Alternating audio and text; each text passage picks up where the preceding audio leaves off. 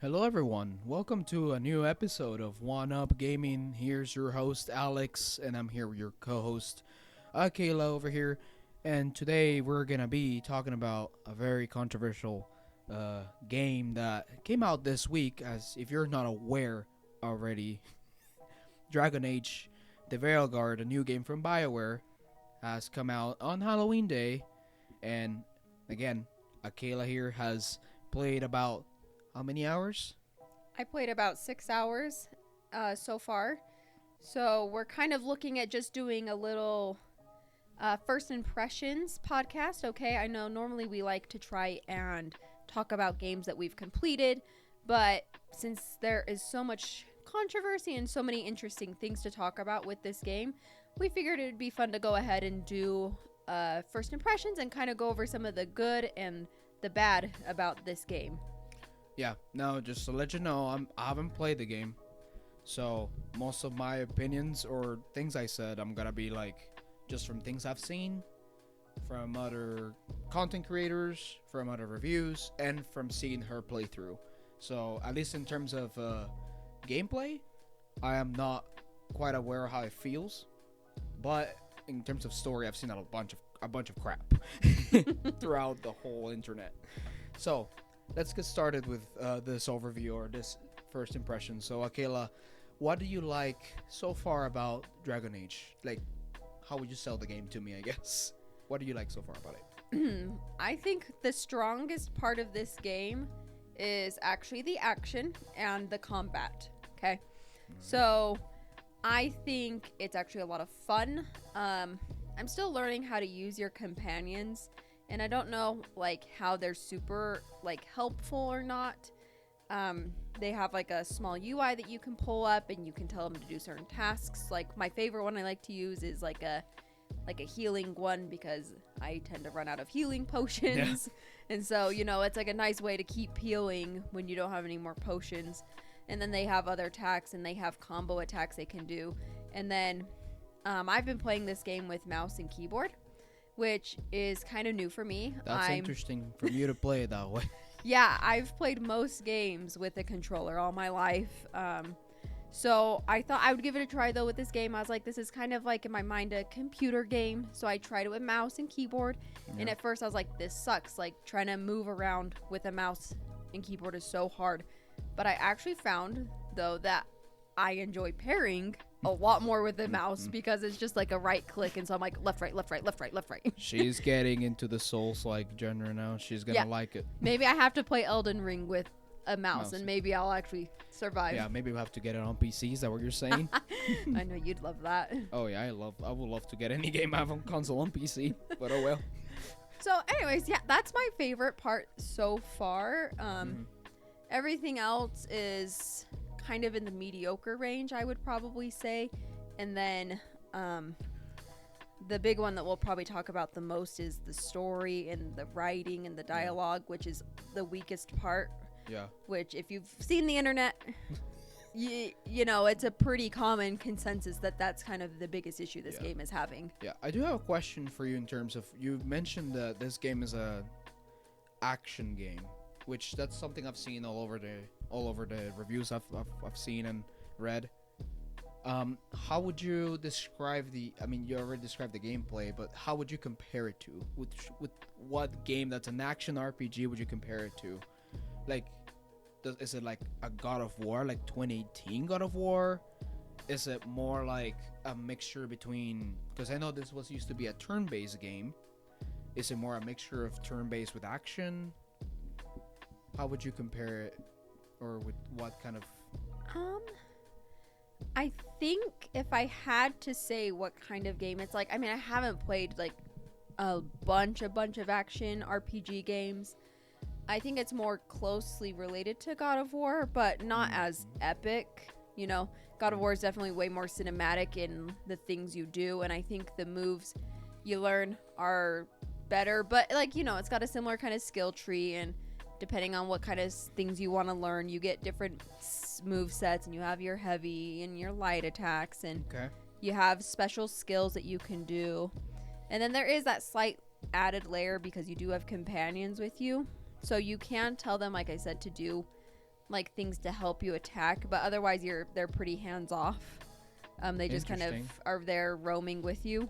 Interesting, because every time I've seen gameplay or when they show gameplay, I was like, this looks a lot like Final Fantasy VII, like Remake and Rebirth, when you can just switch off I thought that's how it was. Like you can just switch off your character, or not necessarily switch it off, but tell them do this move, or whatever. Kind of like with the turn-based aspect, but since you're telling me that you don't even interact that way with your companions, or well, all you do is, so on the keyboard you just push the tab button, and what happens is it brings up a UI, and it gives different sections or different characters. So the left side's one companion, the right side's the other companion, because you can only have the two. Okay, and they have about 3 moves that they can do, right? Depending on which companion you have, it's different. Okay, and then some of the moves you can like cross them with each other. I don't quite understand that one yet, but like some of their moves work together. And then at the top you have a couple of moves where you say, I want both of you to attack this specific enemy. So you kind of can. It's just like when I'm playing, I haven't really noticed their presence or their help that much on certain like spots or whatever. I see. I feel like I'm kind of on my own anyways. And maybe it's just from not playing for a very long time, but yeah, that's how I feel about it. That makes sense. In terms of companions, okay, at least from how long you've been into the game, how many companions have you come across through? Like, do you have the same companions so far through the game? Like, can you switch off companions for like combat? Like, can you pick your companions, or is that something that just the narrative just tells you? No, you can pick. Okay. So I've thus far met 4 companions, not including Varric, because I don't know if he's a companion you can take with you, because right now he's just like almost more like a narrator position currently. Okay. So the last mission I went is where I found my 4th companion, but I had the other 3 and I could pick 2 of the 3 that I wanted to take with me at that point. So you can just pick who you want on each mission. Okay. Yeah. All right. So I'm going to move on here from a different perspective of what you liked about the game, or ask some things about the game. I want to move to the direction of what things of this game do you find that it's lacking of, that is not very good from your perspective or your point of view. So I think you know what I'm going to say, but we're going to say it anyways for the rest of you. So the biggest downfall of this game is, for me, story and dialogue. Now, we have been doing some research on the topic of this game, and one of the things that we read from, let's see, it was from PC Gamer.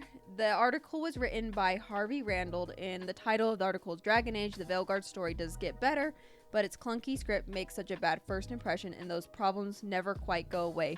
So the biggest thing is that this guy basically mentions at the beginning of the game, the writing is pretty like hard to get through, and he does say kind of eventually gets better, but it's the kinda that you're like, I'm just not sure if that's gonna be true. I don't know, like the story to me is fine, I guess. I don't feel like that invested in it. I don't feel like it's like super important or like dire. I guess that's the best way, is in the story there's these 2 elven gods that escaped some other dimension or something, who are threatening basically the entire world, and the idea is that we have to stop them. Wow. I just yeah, and I mean, your story can be basic and can be good, right? Like, we've seen plenty of, I think, good movies with pretty simple storylines, plots. Mm-hmm. But I think the issue here is that, like, it's just not, I don't feel like it's presented in such a way that I feel super interested and pulled in. I was like, okay, that's fine, I guess. And maybe it's just that I haven't really like dealt with them yet in any sense. I'm still kind of in the stage of collecting companions, so I feel like, it's prioritizing that over the main story. Yeah, the article did mention that you eventually get to like the companions as you keep going, but at least from seeing you play through it, seeing some of the dialogue or hearing some of it or reading some of it, even in these articles we've been reading, it does sound very cheesy to me. Some dialogue sounds very unimportant, redundant, and I don't know. It just sounds like I'm getting tired. Like kind of like I'm gonna get tired of these people repeating themselves. They're repeating themselves like the same thing over and over again. Yeah, that's exactly what I think too. Like, I just don't think I'm gonna be able to like any of them. So far, I think half of them are kind of annoying, and the other half are kind of just like there, and I don't know them enough, and I don't feel like my introduction was very good. And that's one thing that the article also does mention. It does mention that your initial meeting with basically every single companion is pretty bad. It's pretty much like doesn't give you the information you need about this person and who they are. So like it just, first impressions are everything. And my first impression has not been anything exciting or that I care about. So quite frankly, I couldn't care what happens to any of them. It's very interesting hearing your opinion here too about this game, because I feel like I don't want to bring this up right now, but we've been playing like Baldur's Gate 3 together, and I remember you at first were a little bit I don't know if I want to play this, I don't know if this is for me, but I felt like that game got us so immersed into the world and into like what it is. Probably at first it was harder because we had to get used to the combat and all the things, but you felt like your first impressions of the game were so good that you decided to keep going, that now your impressions of the game is like, wow, it's one of my favorite games of all time. Yeah, I feel like my biggest issues though with that one wasn't even like story or characters or dialogue like this one is. It was just more getting used to the style of play, because Right. I'd never really played games like that, and neither had you really, right? Yeah, no, I've never really experienced a computer RPG before, so it's like this was like a first time for me as well. It's not a gameplay that I'm like, oh yeah, like I want to play this. Like I love turn-based, but that kind of turn-based it was like, I don't know if it's for me. And after playing it, my first impressions were like, man, like this game, this world is so vast. I feel like the options are so like infinite that I feel like I'm actually part of the world. The world feels alive. Like my first impressions, like I said, they were very good on Baldur's Gate 3. Yeah. Now, hearing your first impressions on Dragon Age, and I trust your judgment, as I should. Thank you. As I should. It does give me like some bad impressions of I'm not gonna be liking these characters as much.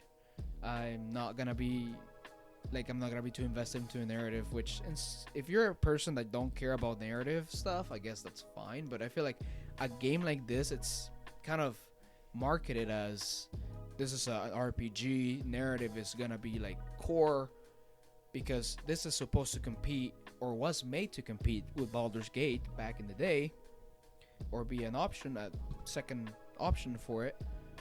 And just seeing how narratively and the writing has gotten downhill, it's a little disappointing.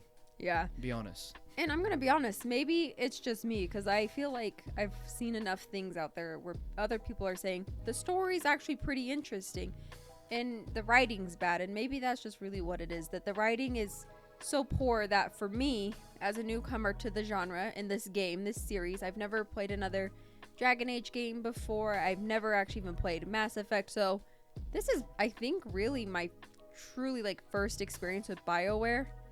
I think way back when I was a kid, I tried Mass Effect 3. But I was a kid and I got lost or stuck in a certain spot and I just got pissed off, so I quit the game.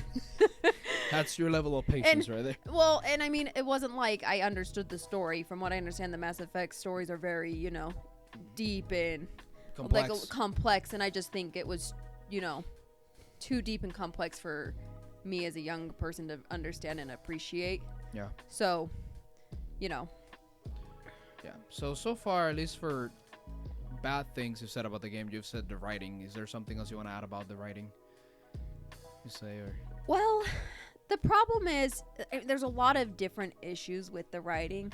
First off, it is very cheesy. It's very annoying. I've read a couple of other articles where they've said it feels like Marvel, and that's what I felt like too. My first impression when, like, you know, meeting the characters and talking with them, I was like, this is like a Marvelization of fantasy, you know, and of this kind of, you know, dragon and world and elves and magic. You know, it just felt like I was playing a game about like you know, an Avengers movie or something, where everything's like very quippy, everything is super, you know, like almost lighthearted even when it's supposed to be serious, and the serious moments don't hit as hard as I feel like they should, just because of the weird dialogue and the things they say are just sometimes so odd.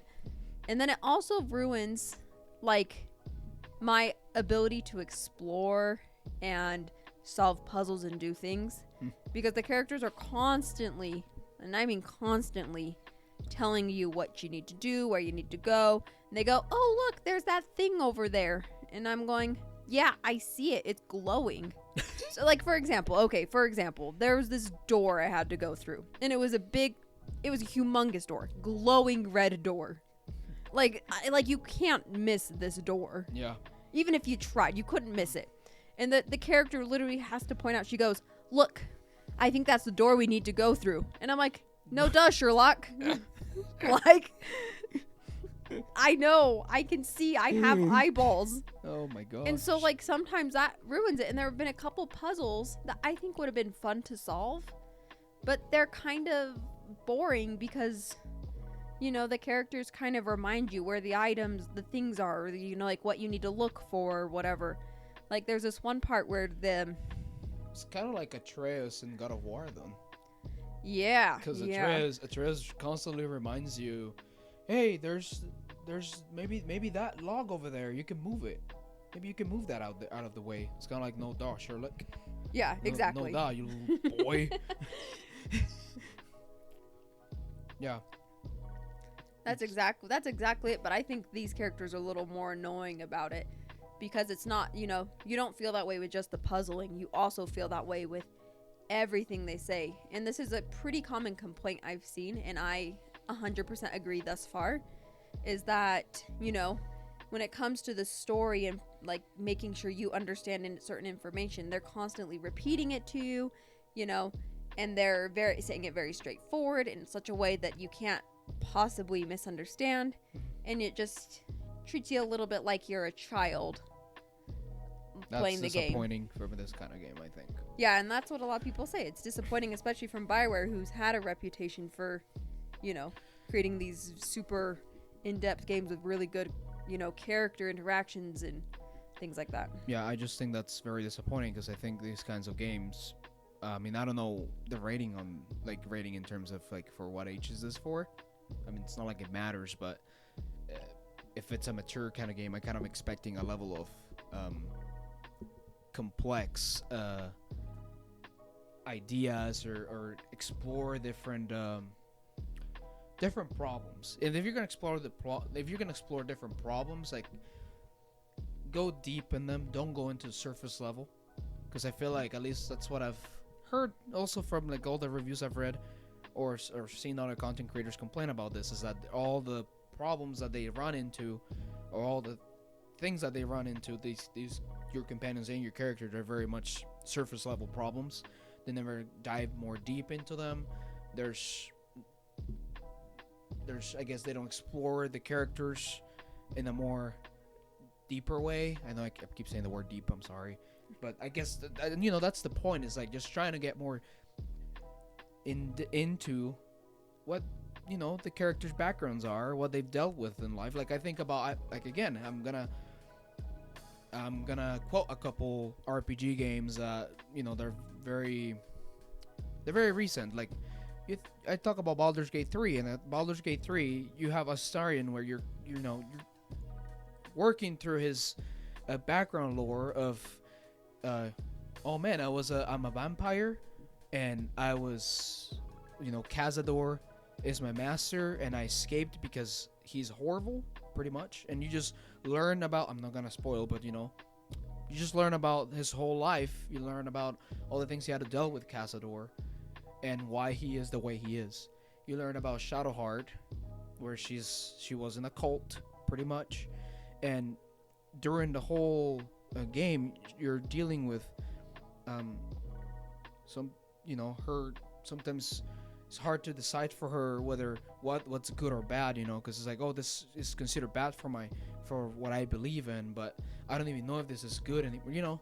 Like, I feel like explore that with the characters. And then I think about Metaphor as well, which is more recent, where there's all these characters with complex issues. I just think about, I just ran across to Hazemay, for example, and just he's from a lesser tribe, and he's not complaining about, I mean, he does complain, but it's not in a surface level.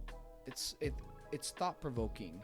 It makes you think more about what the core of the problem could be, more in depth into it. And even himself feels like, even though this might be better for me, this might not work for everyone else. I don't know, that's what I'm saying. But yeah. Yeah. I probably went in a rant there. Yeah, I don't feel like this game really lends itself to, explore deep topics in, like, what's the word? Like a very introspective, way. It kind of tells you what it thinks, So I know one of the big things, and I don't want to, get super crazy about this, but one of the big things with this game that people have been complaining about is the whole transgender stuff and the non-binary person. And there's this one scene, right, where they get misgendered, and the person who misgenders them has to apologize and does 10 push-ups for whatever reason.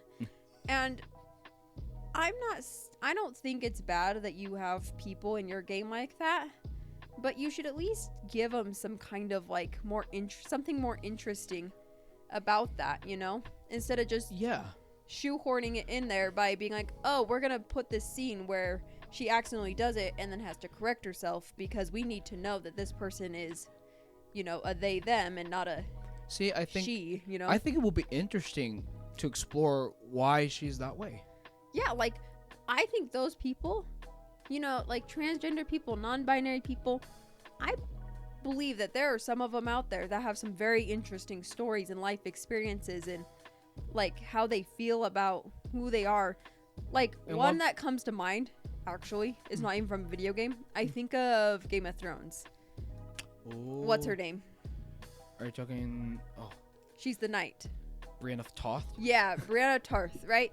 So they don't explicitly say that she's non-binary or anything like that, but the way that she's done, I would almost make an assumption that she does not, obviously she doesn't feel like a woman.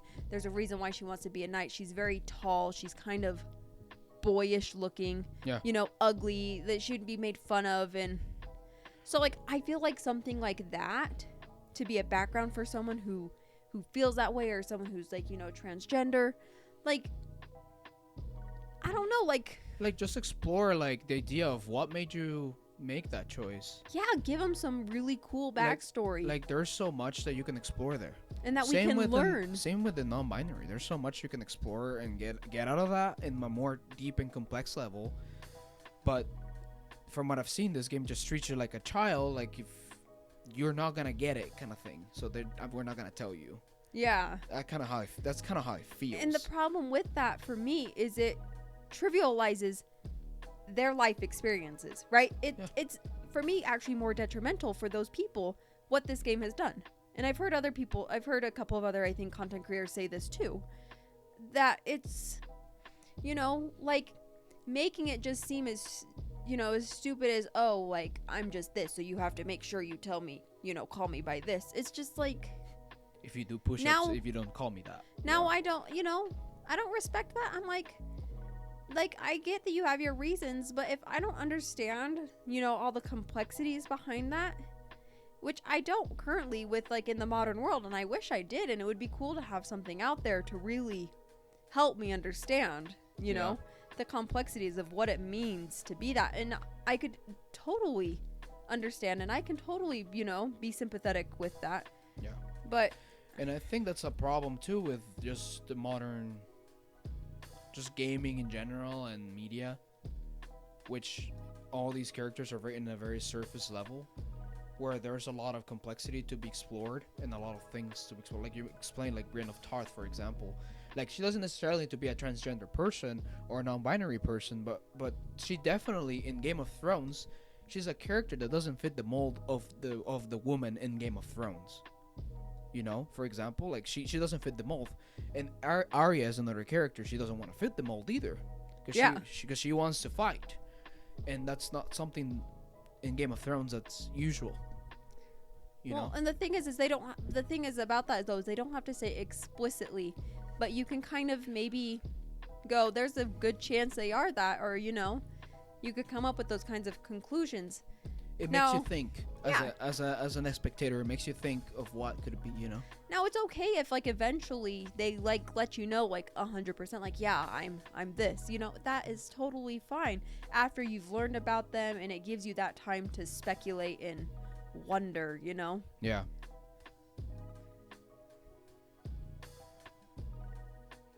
So anyways, I think this game is definitely a good game. Like I think it's gotten a lot of hate because of quote unquote wokeness, which I don't think, you know, that stuff is necessarily bad in the game. I think they didn't handle it very well. They didn't implement it in a way that is thoughtful and provoking. Again, for example, Baldur's Gate 3, I always come back to that because, I mean, I know Astarion's not necessarily gay, for example, but it kind of gives me that vibe. And I think there's a story, actually. I think we got into it. Gonna be a spoiler here, but when you're doing his quest for Cazador, you eventually get to the castle where Cazador is, and there's people that he captured that he literally seduced. Yeah. Yeah, and one of them is a guy, you know, and you kind of assume that, you know, that's the kind of thing he likes, right? But it's just an assumption, and it's written in a very, very, very good way. And I don't hate Astarion. I love him. He's a pretty amazing character, I think. You know what I mean? Yeah. And so it's so sad that here is not handled very well as it could be. Yeah. Yeah. I totally agree with that. And I think that's kind of like a big issue in just in general modern media and modern, you know, games. And that's why we've seen a lot of flops, I think, recently. And I wouldn't dare say it's all at fault, the fault of, you know, these kinds of agendas and this wokeness, right? Yeah. But they do play a part in it. And it's unfortunate because, you know, it's ruining it for a lot of people who just want to have a good time and a good experience without feeling like they're being taught or told how to feel or think just because the people creating this stuff, you know, feels a certain way. Yeah, and I guess what I was going with that thought before was, you know, that the thought of wokeness is that what makes it bad, or the DEI is what makes it bad, which in the Astarion example that I just gave is that, you know, is a gay character, or could, for what we assume, a gay character, and he's very well written. We love him, which is kind of assumed to be woke, and you know, it's still good. Like it's very well taken care of. But there is a lot of media out there. We can talk about like Dustborn. I don't want to talk about that game, but Dustborn, for example, is an example of how it was handled very badly. Well, I mean, from my understanding, it was just like a poorly made game in the first place, not even including all of the messaging in it. So right, and you talk about Concord. I mean, I would say that game has more problems than pronouns and stuff, you know. Yeah, it has a lot of problems, definitely. But yeah. Okay, so we were kind of thinking though about going through some of the things that people have said on media, so like some articles kind of talking about this, what we've been kind of going over here. Okay, so first off, we read quite a few articles. So we read one from, let's see, It was not PC Gamer, was it? no, that was the one we already talked about. This one was from a website called Windows Central, I guess, which is Windows thing. We read one from Forbes, Rolling Stone, from another website called The Gamer, the AU Review, whatever that one is. That was a little more obscure in my mind. And just kind of like the contrast between what a lot of these reviewers have been saying and what people have been saying. Yeah, which is like kind of driving. There's a couple that we've read. At least there was the one before we read of the Forbes one, which I can't remember which one it was specifically. That talk about the user reviews versus the critic reviews on Metacritic. Oh yeah. That's something that's if you guys don't know, critics gave this game Dragon Age The Veilguard an 8.4 out of 50 something critic reviews, and users went and review bomb this game, which is currently I think around 3.4 out of 10 on Metacritic. And basically what this article mentions is that the people are complaining about the wokeness, DEI, but which, that, and basically saying that's ridiculous for them to complain about that kind of thing, which, I mean, I can understand, like, yeah, fine, it's ridiculous to review bomb, put it as 0 just because of wokeness and DEI. The only problem this article does, in my personal opinion, I think Akela's looking who it is right now and who wrote it. The problem with this article was that then after he goes and says that these people are upset because there's a trans character in it, or there's a non-binary character in it, or there's a gay character in it, which I don't think that's the main problem, as we have discussed here before. We've had I don't know how many LGBT characters around, not just media in general, in video games as well. And when they're well written, well taken care of, when developers have shown love and care to their video game main character, they actually seem to be good characters that are very well written, complex, and people don't complain about that kind of thing. I don't feel like if that was the case, Baldur's Gate 3 wouldn't be a successful game, for example. Were you able to find that? Yeah, so this is from The Gamer, that website, and the article is specifically written by, let me see here, I can't read it. She uses gossip. Someone named Rhiannon Bevan. Okay, and this was about 9 hours ago from when we are recording this. And what they say specifically here is that, like you said, that they are complaining about DI and wokeness. And then they say, this is unfortunately not very surprising. Before release, the Steam discussion page for The Veilguard was flooded by people complaining about wokeness in Dragon Age. Even though this is hardly new, anyone who's been around long enough will remember that many took issue with Dragon Age origins, including bisexual love interests. And so, and then they make a note that says that this isn't even touching on the Mass Effect series, right? Which caught some, I guess, attention on the news back in the day because you could hook up with Liara as friendship. I don't know.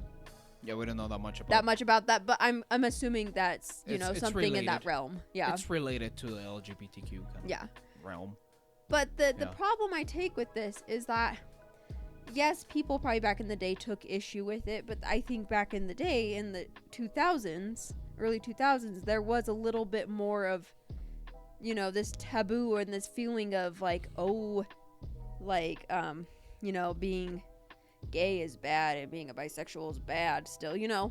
Yeah. Like, today we're so accepting of, you know, like we have gay marriage, for example. Like, my goodness. Yeah. But the thing is like you said, there's so many games out there that have characters like this. And the problem is, it's just that right now, it's not because they're in these things, these media, these games, right? It's the fact that it is just so blatantly like Feels like an agenda. put there. It feels Very like they're much. doing it only because they're trying to push their message. I can't speak for a moment. Only because they want to push a message, right? Yeah. And not because, you know, these characters make the story and everything more interesting. No, that's where the problem is. It doesn't feel genuine. It feels like all they care about is that you are brainwashed to believe what they believe. And I could be wrong, you know? I'm not saying that that's fact or anything. That's Right. just how it feels, how it comes off as a consumer who doesn't feel that way, you know? Who's very much just, you know, straight female, you know? Yeah. I mean, comes from me. I feel that way too. I mean, brainwash, yeah, it's a strong word in that case, but it does feel that way because it feels like kind of propagandistic in a sense of like you're just in a surface level, like we mentioned before. You're showing me these companions and these characters that are LGBTQ, non-binary, and they're constantly reminding you that that's what they are, and they're telling you that, oh, if you, well, not telling you, but showing you in the scene that, oh, if you don't say, if you don't get my pronouns right at first, you need to be punished, or you go punish yourself, kind of thing.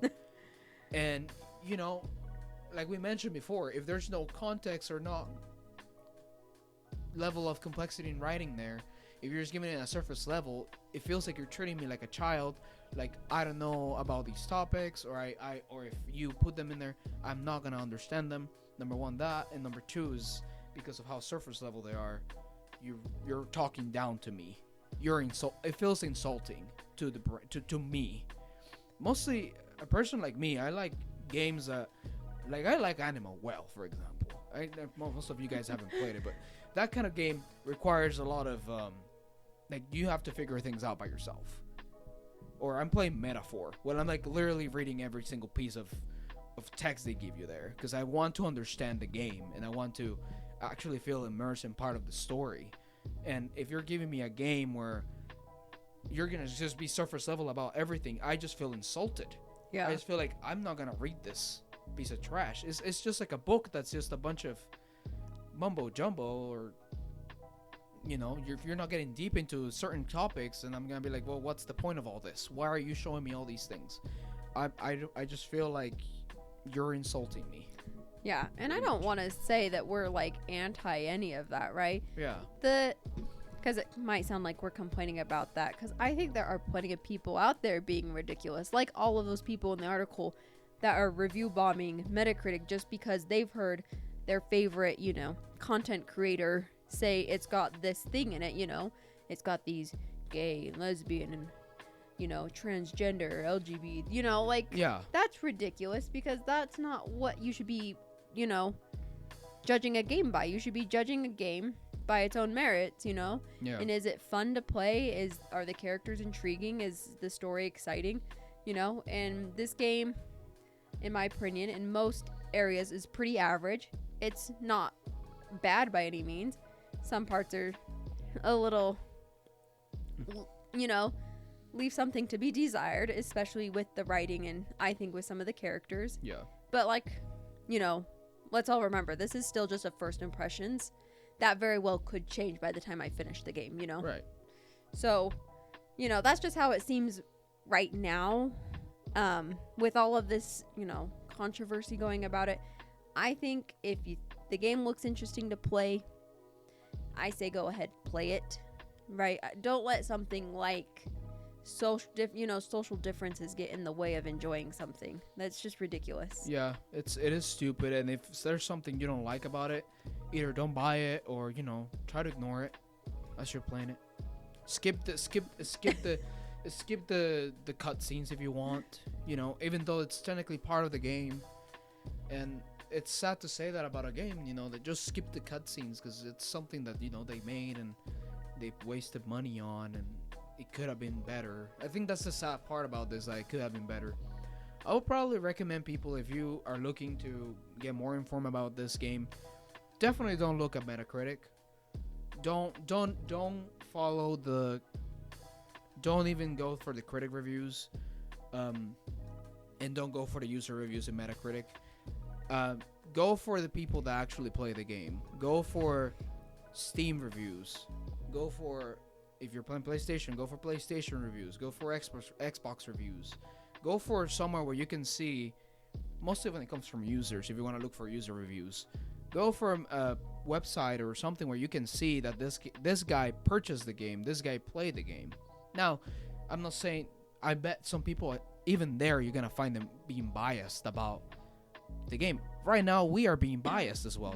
We're just saying how we see things about this game and how we think it should be better handled. That's just our opinion. But, that's everywhere else, that's how it's going to be. So, just go out there. I think Steam is it's very reliable. It tells you the hours people have played on. Now, yeah, you can kind of tell, depending on how they're writing, if they're being biased or not. So, Yeah. just I think that's the best way to inform you if you want to know what users really think about this game. I think in Steam right now it's like 74%. Mostly positive reviews. Mostly positive. So that's good. But, I think it could have been better. I think one of the in one of the articles we've read, I think they were trying to give the fact that this is the best Bioware game in ages. And it's kind of like, well, yeah, if you have Inquisition as your last best game you had, but it's been a while since you had like a big good game, At least that's how I see it. Yeah. I mean, I will be honest, before this game released, I really thought that it was going to bomb a lot harder than it actually did. Yeah. Because, and maybe it's just the algorithm on our YouTube, but it really seemed like a lot of people were not happy with it and a lot of people weren't going to play it. But it's still got what did we see? 70,000, 80,000 players? It has 80,000 players. At least today that we're recording this Sunday, it had 80,000 players, 84,000 players currently at the same time on Steam. I think for Bioware, that's a good thing. I saw some things on. We love the internet, but on the internet, other people saying, "Oh, well, that's barely anything compared to all these other games." But then you do read these articles where they're talking about how it's been 10 years since Bioware had a successful game, and so I think for them, this is in the end a win. It is. It's definitely. I think it could have been a bigger win. I wish they had done a little bit better on their, the writing and the dialogue and not making it sound so cheesy and like a Marvel movie, but not done as well. That's what it is. It's just a very bad Marvel movie, and the quippiness and the banter is not that good in my mind. I do personally think if this game looked like, at least for what I've seen, how Dragon Age Origins look like, but with better graphics, kind of like Baldur's Gate graphics and look just like that, I feel like this game could have hit Baldur's Gate numbers. I don't think that's true. You don't think so? No, because that doesn't fix the real problem. Yeah, I think some people complained about this art style, but I don't think the art style is where it suffers the most. I think the art style's fine for the most part. Adding the writing, being better writing. Oh, you mean both? Yes, sorry. Sorry. I should have put more context in there. Yeah, adding the better writing in there, I think this could have reached Baldur's Gate 3 numbers. Probably not quite up there, but been better than what it is. Right now, Monster Hunter Wilds has, the beta has better numbers of this game, for example. But that's a beta. It's free. Yeah. Yeah. So, I guess I think we're going to wrap it up here. Yeah. We just want you to know that this is, again, a first impressions video. We hope to maybe talk about it again once it's completed, see if anything has changed about these opinions of ours. I think that would be super duper interesting. And that I play it. Yeah. It is kind of sad, the writing in this game and the overt, messaging in it, and I just wish they had handled it a little more tactfully, in a way that is more intriguing and would make me want to learn about these kinds of people. But I mean, overall, I personally think the gameplay's pretty solid. I know that was probably what we talked about the least in this video, but I don't know, is there anything else you want to mention? I think I'm good here. I mean, just hearing everyone, it's kind of like, I don't know if I want to play this, but I feel like I should play this, give it a try. Try to see if I can get rid of some biases I have on the game. Maybe I'll find the story not as bad as people make it seem like, so, or as you make it seem like. Maybe the story does get better, but I mean, it's something I want to see and experience myself. Yeah. Mostly, like, experience everything. Like, all I've seen is just a couple things of dialogue, and kind of have made an assumption out of that. But I think it will be good to just see the whole picture. Yeah. By myself, and then come up with my conclusions there. Yeah.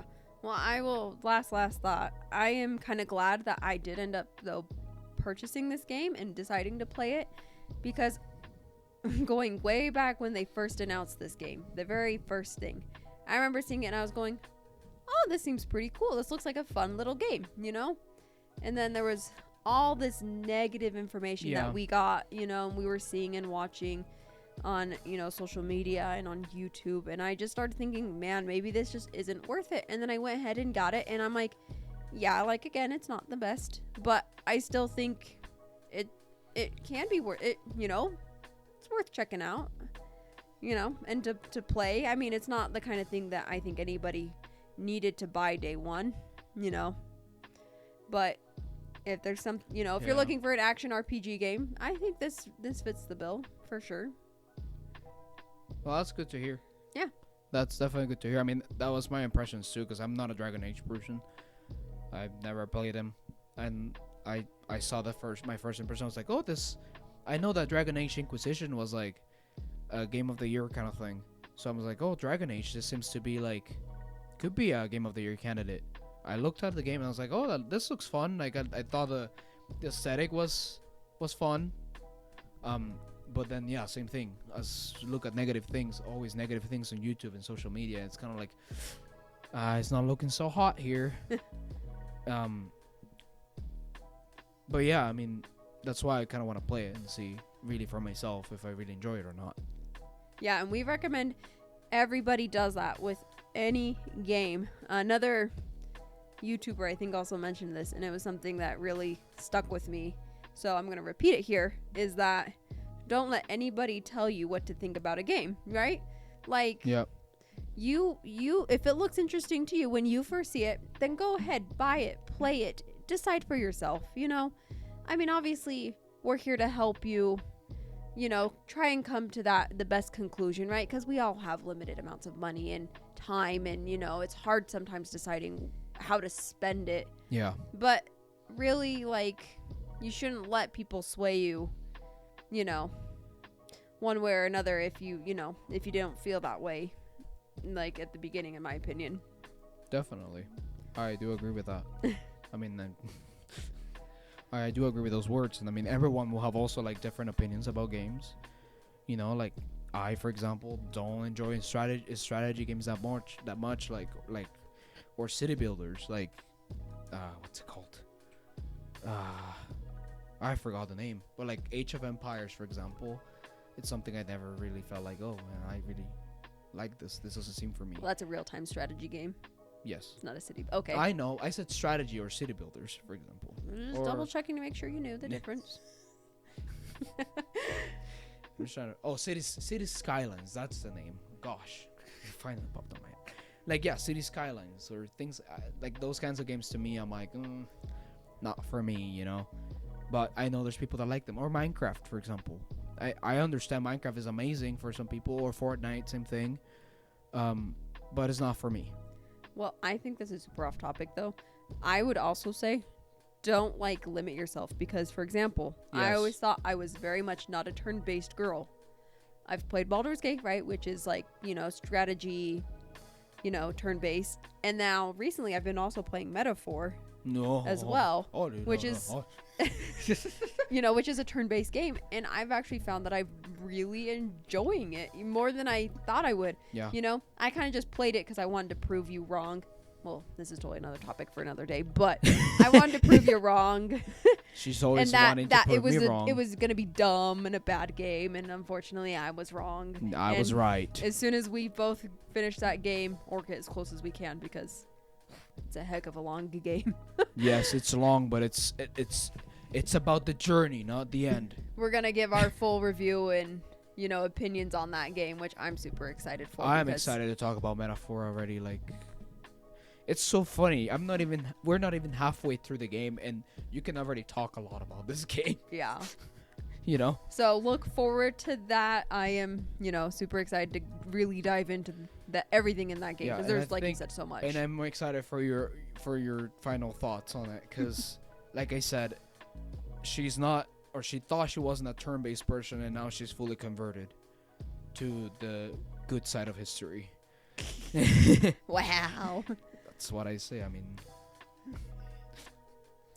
well, guys, we're finally gonna wrap it up here, and just stay tuned. We're currently on YouTube. You can find us there, One Up Gaming. You're probably listening there here on YouTube or on Spotify. We're also at One Up Gaming there as well. We have a Twitter account, which we every so often update. We definitely update when we upload videos, when we upload our podcast there as well. It says One Up Gaming PD.